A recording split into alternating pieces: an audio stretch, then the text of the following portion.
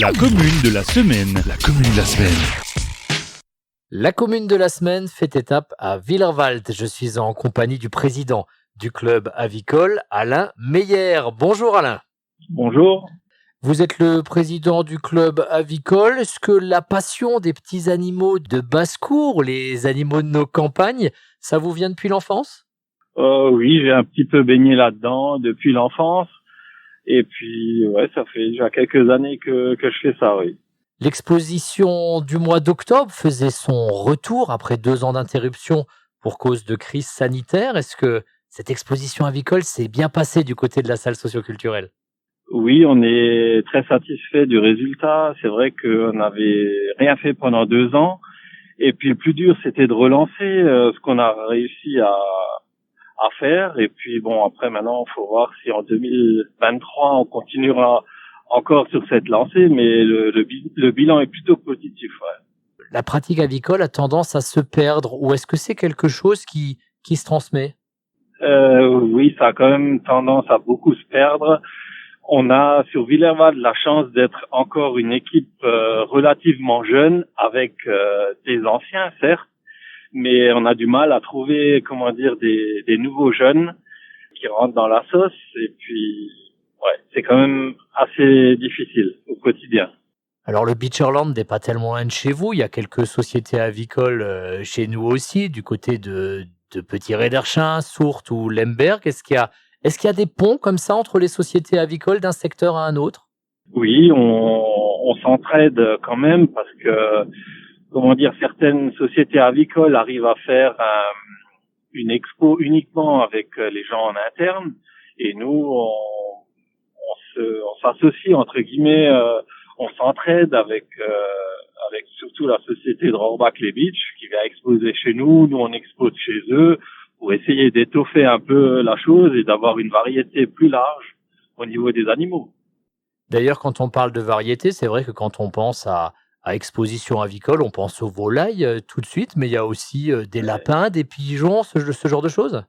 Oui, bien sûr, là, c'est assez varié, et puis chaque variété a sa spécificité, et puis il faut toujours, garder un standard dans chaque animal ou dans chaque variété, quoi. Il y a un standard officiel qu'il faut respecter, et puis c'est là notre boulot, en fait, d'éleveurs, aviculteurs, c'est de sélectionner les animaux au plus près du standard officiel.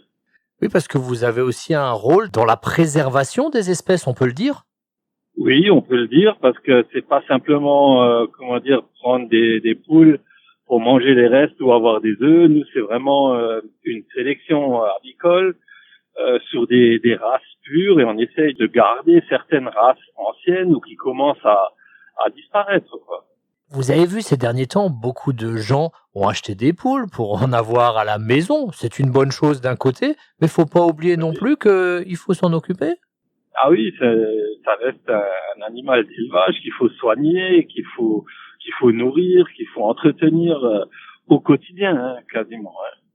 C'est une belle passion quand même, l'élevage.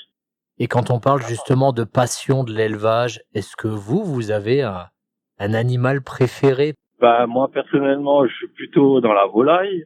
C'est ce qui me plaît le plus. Après, dans le club, on a de très très bons éleveurs de lapins et surtout de pigeons aussi. On est assez varié au niveau du club. Ouais. On sait aussi que parfois il y a des concours qui sont organisés. Est-ce que vous, au niveau du club avicole, vous avez des membres qui sont champions entre guillemets ? Ah oui, on a des membres qui étaient exposés à Agrimax, qui est une expo plus au niveau national, parce que nous à Willerwald c'est toujours du local. Après il y a toujours le cran au-dessus, ou alors sur Strasbourg ou Mulhouse, et puis on s'en sort toujours pas trop mal avec des belles récompenses. Est-ce que vous avez aussi un rôle de conseil, c'est-à-dire s'il y a certaines auditrices ou auditeurs qui nous écoutent et qui se disent « tiens, j'aimerais bien acheter un lapin, une poule, j'ai envie d'élever un animal », est-ce qu'ils peuvent s'adresser à vous ? Ah oui, bien sûr. Nous, après, l'élevage, c'est aussi l'expérience. Ouais, l'expérience au fil des années qui s'accumule.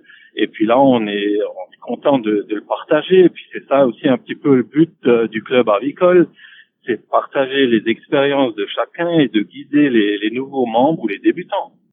Et comment est-ce que ça se passe? Est-ce que vous avez un rendez-vous mensuel ou bimensuel? Comment est-ce que vous vous retrouvez entre membres? Comment est-ce que justement, vous partagez vos expériences?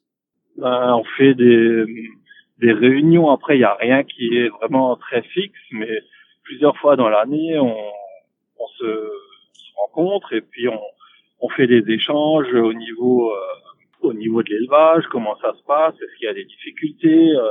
Par exemple, pour les volailles, on commande les bagues officielles pour qu'elles soient reconnues et qu'on puisse les exposer officiellement, quoi.